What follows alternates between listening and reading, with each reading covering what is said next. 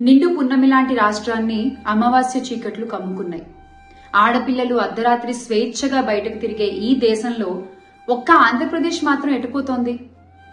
ఓట్ల కోసం గ్యారంటీలతో ప్రజల్ని బురుడి కొట్టించి అధికారంలోకి వచ్చిన ఈ కూటమి పాలనలో పసిబిడ్డలు సైతం జంకుతున్నారు.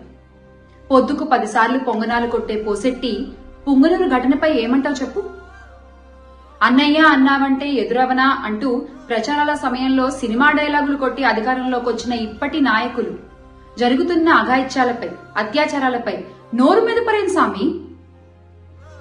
రామరాజ్యాన్ని రావణ కాష్టంగా మార్చినటువంటి ఈ కూటమి పాలనలో ఆడపిల్లలకి రక్షణ లేకపోవడం అనేది సిగ్గుచేటు. మాకు మా ఆడపిల్లల మాన ప్రాణాలే ముఖ్యం.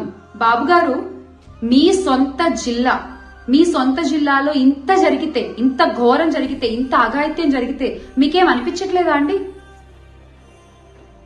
బాబొస్తే అదొస్తుంది, బాబొస్తే ఇదొస్తుంది, ఇవన్నీ దేవుడెరుగు.